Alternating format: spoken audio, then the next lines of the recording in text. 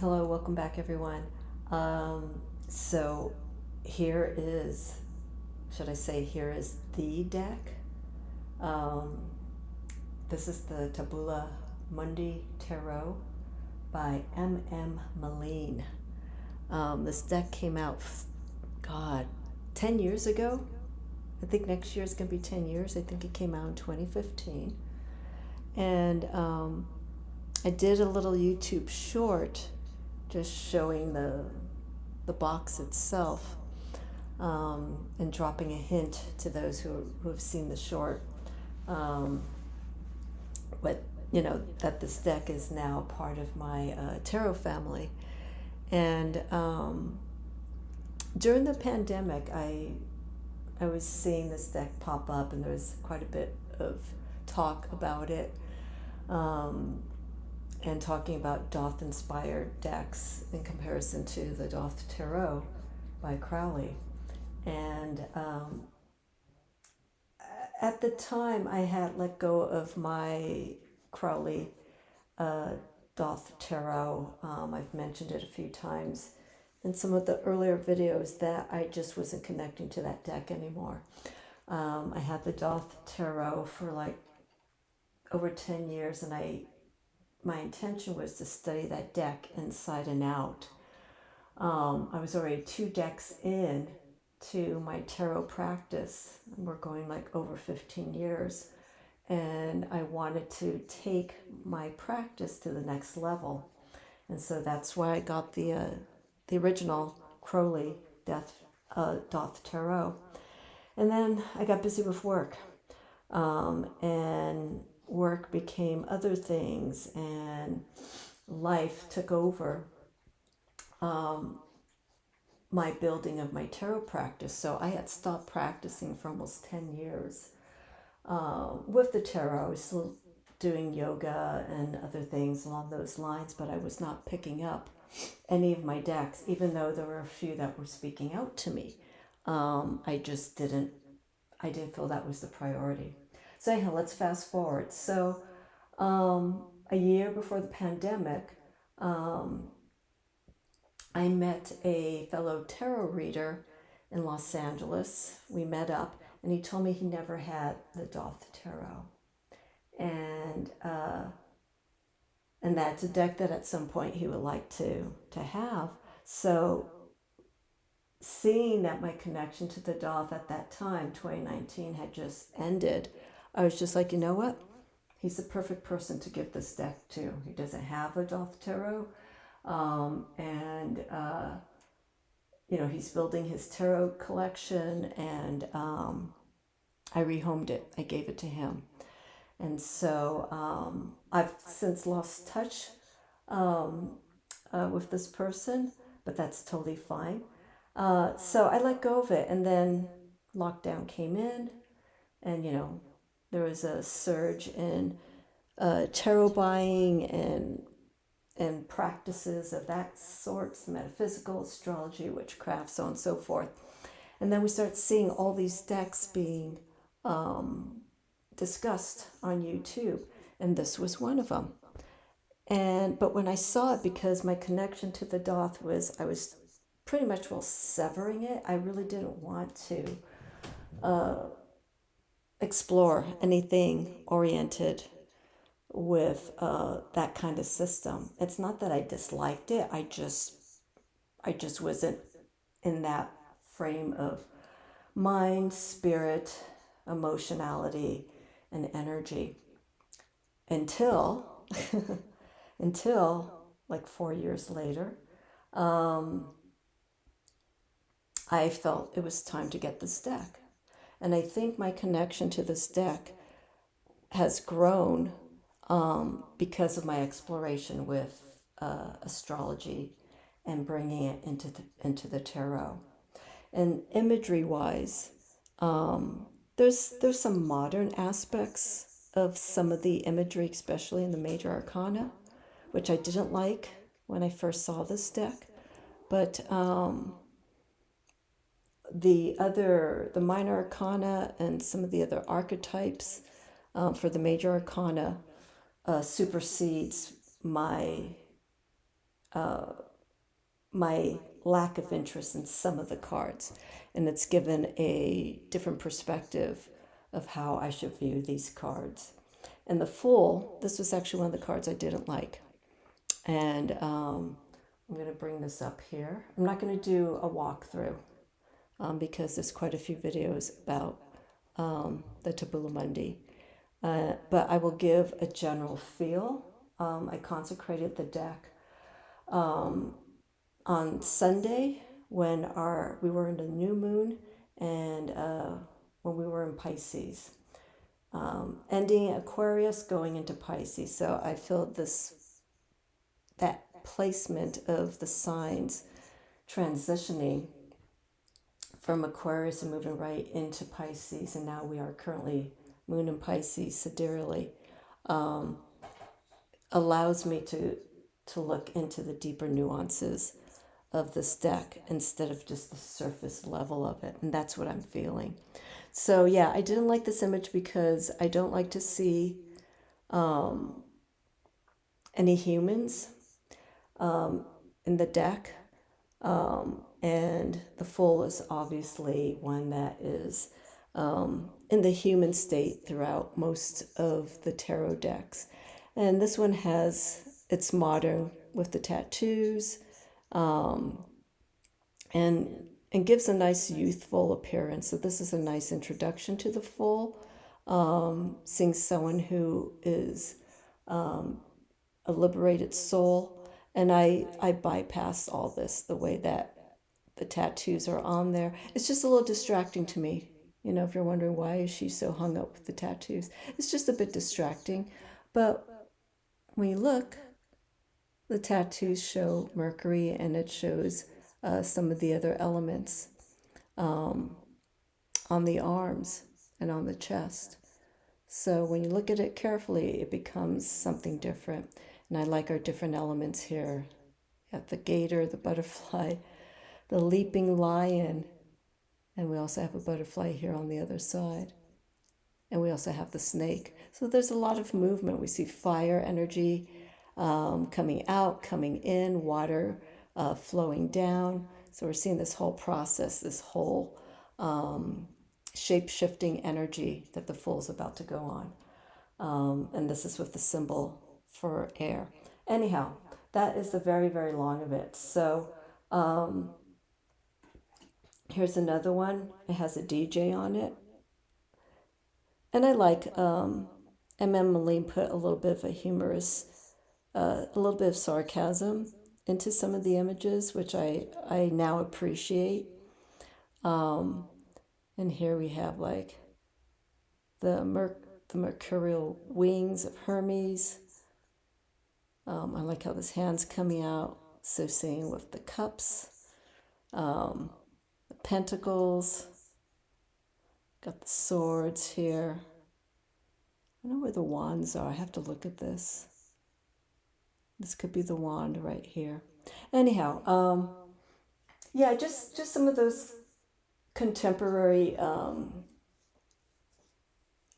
archetypes that are put into this deck at first really put me off, but like I said, I'm now seeing this deck in a different perspective. One thing that's really nice, look at this. Okay, it's nice holographic. There are decks that have holographic backings, or they're inlaid into some of the images. But this I like because this is a very subconscious deck, and just seeing the holographic aspect put into the back of these cards just kind of makes it that much more of a serious deck. Here is the key card. The key card's just introducing. Here we got the rose with all the signs and the planetary placements. Only 7, not 10. And this is silver embossed, the name itself. And this is beautiful. There is a luxury silver edition of this deck. And I'm going to put the link for the website so you can take a look and see this deck in its various incarnations. There's a black and white version, there's the color version, there's different sizes. I'm happy I got this size, 3.5 by 5. This is the large edition. But the silver luxury edition, the words and the symbols that are on the cards are all embossed in silver. And my concern, and I mentioned it in the short in the comments, is over time, because it is a foil, and I don't know how often I'm going to use this deck for reading. This is a very special deck, and I'll explain in a moment why it's special, besides it being what it is. But, over time for shuffling, I don't know what's underneath the silver. I don't know if it's an outline, and then if this starts to fade, I'm not going to even go near the silver. If this starts to fade, it may not read very well. As you can see here as I'm hitting the light. So this could be a light foil, and maybe in time, with overuse, it'll start fading, or it'll start flecking off its area. So anyhow, I decided to hold off on it and get this version, and I'm very happy with it. But this is just a little bit of a taste of what those luxury silver card or the silver edition could look like. Very nice. It could be tempting, I'll see, maybe I'll get this at some point and just use it for very, very special readings, or for certain clients, if I do get the silver edition. So why this deck is special for me? Because of how it came to me, and how I've mentioned in the past that sometimes it is just best to wait with a deck that you're sort of hemming and hawing about. And it's happened. I have quite a few decks that I waited to see, how I was feeling a few years later, if I would still feel called to it. The Gill Tarot is one of them. The Wildwood Tarot is definitely one of them. What other deck? There's I think the Dreams of Gaia was actually one of those decks as well. I saw, and it just wasn't time because of where I was, how I was feeling, what I was perceiving of things. So this deck is special because it encompasses. This deck is a standalone, and what I mean by standalone is I feel that I won't need another deck to read with it, like to combine decks. I feel this deck will hold its meaning, its energy on its own, and all the information that I need, I can get through these cards. And there's some repetitive imagery here, especially with the pomegranate, and I like how it's in the shape of the heart. And pomegranates are good for the heart, for circulation, and for blood flow. So I like how Emma Moline incorporate the pomegranate. So I won't talk too much about this, but when I get a new deck, especially a deck that has this kind of energy, I need time to sit with it. It's not a deck that I'm going to spend like maybe 24 hours, do what I have to do with it, and then just start reading. I really need to connect with this deck, each of the cards. And whenever I get a new deck, this is something that I will do with this deck, definitely, is I go through the arcana, I go through the majors, and I go through the minor arcana, but particularly I start with the majors. And then I go through them, and I see which card speaks to me. I love this one, the Empress. The Empress energy, Venusian energy has been coming to me. And I think it's just because we're heading towards spring season in about 2 weeks. And so I'm feeling that connection right now. And just the imagery here. I'm not going to go gaga on all these cards, but like I said, the time here is now for this deck for me. So I'm happy I did. It wasn't quite an impulse. It actually took me a few weeks looking at videos and going back and forth and waiting after seeing the videos and just kind of soaking in what I was feeling about this deck, that I decided, let's go ahead and do this. And it's wonderful because this deck too, I forgot, it has here the summoning abracadabra, not abracadabra, it's abracadabra. I like how it goes through each of the letters to bring it fully to abracadabra. I lost my train of thought. So, yes, I will spend time learning and going into the energy of each of these decks. This was another one that bothered me, Ice Skater. I think it's just when I see like a human form, especially in the major arcana, but it's put in a contemporary realm. It just kind of throws me off. But again, that was my perspective. I still feel a little bit indifferent towards this, but I get the meaning Libra. And I like how there's the harmony, balance. We've got the feather here, the blindfold. So those aspects are all I need to look at. And we have the scales, the heart, the feather, and she's balancing on a sword. So that's what I mean. Just spending time and looking at these cards from a different perspective, and just moving with that energy. So what I'll probably end up doing is I'll go through the journey of the major arcanas, pull out the ones that are of ones that I'm attracted to, ones that I'm not too certain about, and I put them in separate piles. So the ones that I'm not certain about or I need to spend more time with, this will definitely be one of them.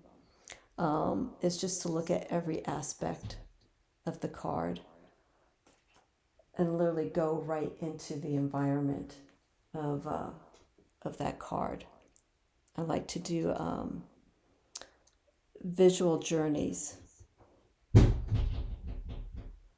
and no spirit, and just kind of put myself into that environment, how it feels,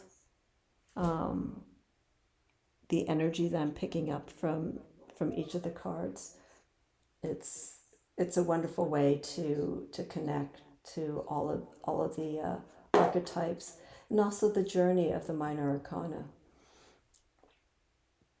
So I don't know how much more I can say about this. It's a deck that the more I look at it, and this Wheel of Fortune's quite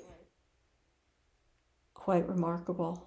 I like it because it does take that different perspective of the Thoth, of Crowley's Thoth Tarot, and makes it more, in a sense, that you can read it more. The Thoth has the imagery. It's very angular. Frida Harris did some really, and I'm not saying this in a negative way. She has some really angular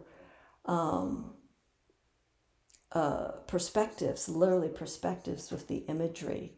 Her sense of depth is pretty two-dimensional in some images. Here we get a little bit more. We get more of the environment. We can see the details of what's happening in each of the cards. So I'm very happy. I welcome this deck, the Tabula Mundi, and go to the website, and you'll get updates if you sign up on MM Maline's newsletter. She's currently working on another deck, and from what I understand, from what I was reading, this deck is actually going through the decans, and she goes into a little bit more detail, I believe, with this deck that she's creating about the journey of the decans, which I think is wonderful, because those who've watched my channel, like earlier on, I was working fully with the decans, and to hear that she's creating something like this, I don't think there's been something like that created where there's a deck exclusively being created around the decans. That's going to be wonderful. There are extension packs that you can buy with any of the Tabula Mundi Tarot decks. There's a black and white version, there's the color version here, obviously, and then there's a silver. I decided to bypass on the expansion packs because I already know the decans, and when you go into the minor arcana, which is here, let's see what card we have here. Okay. The expansion pack is 12 cards, so there's three cards to go through the different sets of the astrological signs. So we would have the water signs, we have the earth signs, the fire signs, and then the air signs. So she's created expansion packs showing the elements and the signs that they're in, but there's 12. And so I already knew that. The expansion packs look to be created if you want to do something a little bit more time specific, like during a certain season, or again, the planetary placements of those elements and signs within the decans. But as I mentioned, I'm okay with it. You know, there's, I feel I don't need it, and all the information that I can get using decans, I can get from the major arcana. I'm trying to see here, like here. And I like, instead of putting the planets first, she puts the sign. So we have Virgo in Mercury instead of Mercury in Virgo. That's no big deal. It's just the way that you want to announce when you're doing the readings using this deck. You could start saying Virgo in Mercury, or the other way around. I'm so happy I got this size. This is just wonderful. So yes, those of you who are watching this and have the Tabula Mundi, and I know Tiger Abyss, Zack, has this deck, and I think he got one of the earlier decks, which could be slightly different from this version that I have. It could be a different cardstock. I am not certain. I think he may have gotten two, but he was one of the YouTube channels, the Tiger's Abyss, Zack, who really discuss the Tabula Mundi and really enjoyed it. So he kind of swayed my decision a bit with getting this deck. So yeah, this is gonna be it. I think that's it for any Doth inspired decks that are out there right now that are like new. This is, if you were to get a Doth inspired deck, this is the one to get. I appreciate the Guild Tarot. It is somewhat Doth inspired, but not as much as this one. Okay, the energy with the Guild Tarot and this deck is completely different, and that's why I'm saying this is a standalone deck. I feel that I can read solely. I don't have to bring in another deck. Not that I would, but this deck will be on its own. So, in closing, I made mention in the past that if I was to ever get another deck, if I purchased a deck, I will have to let go of one of my decks. okay? And so I went through some of the decks that I went through all of the decks that I have, and the ones that I feel I need to keep, and for various reasons. And it was kind of tough, but I came down to one deck that I purchased a few years ago, and I was really excited about it. And it does incorporate the deck ends, but not in the same way as the Tabula Mundi. So I looked at this deck after this came to my hands, and I was comparing it to this other deck that I was considering about letting go, and I felt comfortable and feel at peace that I can let go of this particular deck. Okay, so this deck I am going to put up for sale. I'm going to make mention of it on Instagram. I'm going to post it here on YouTube. So the deck that I will be passing down is a rare deck. It is I guess a collectible, because it is out of print, is the Crow's Magic. I have read with it a few times. As far as I know, I'm the second owner. I got this through eBay a few years ago. Astral Lady Anna, she loves this deck, and really inspired a few readers to actually eventually get this deck. I am one of them. And there was a wow factor to it, but that wow factor is no longer there. So this is a deck that I will release and post for sale. This is how it looks. Okay, so it's in pretty good condition. The deck is worn. I am the second owner, and this is how it came. So I will be asking, and this is before shipping, and this is only for the US. All the cards are here, they're complete. It comes with the white book, which is here. And it comes with the opening card. That's the back of it. It comes with a secondary card giving a description of the Crow's Magic. So this deck is in very good to excellent condition.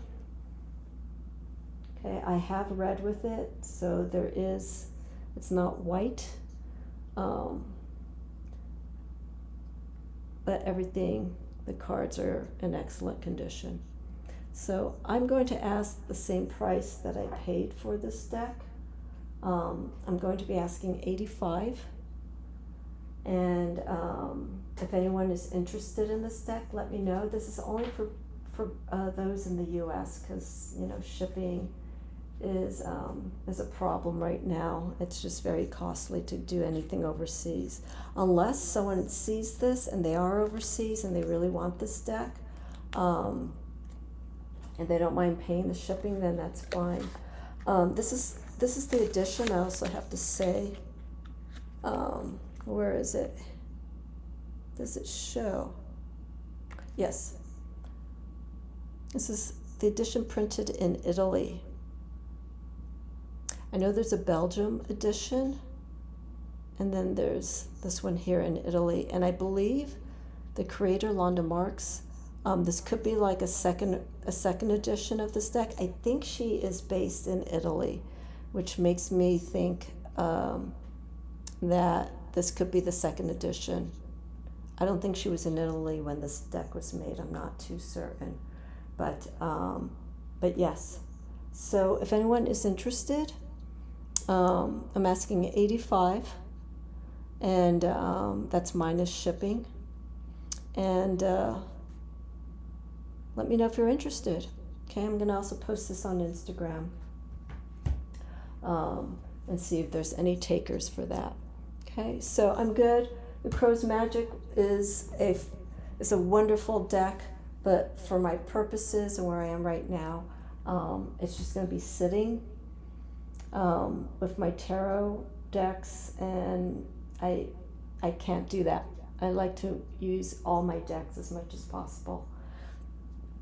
So, okay, Crow's Magic is looking for a home, and this is going to, the Tabula Mundi is going to be replacing this deck here. Okay, alrighty, so that's it. Let me know, for those of you who are watching this, if you have the Tabula Mundi, what are some of the things that you are learning from this deck. Also keep in mind, as I mentioned, MM Malene is working on a new deck. There's, I don't think there's a release date set. She's trying to get it done as much as possible, and she's been showing some cards here and there on her website. I'm looking forward to that, because that could be a wonderful addition to put in my tarot family. But I have to see how it is, see how the deck is being pieced together. When it's completed, see the whole deck as it is. Okay, so there you have it, Tabula Mundi Tarot. I'm not going to do the walkthrough or anything. It comes with the red box. I think there's an option to get silver. I got the silver because my colors for me are red, silver, and black when doing my work. And I decided just to get the little white book.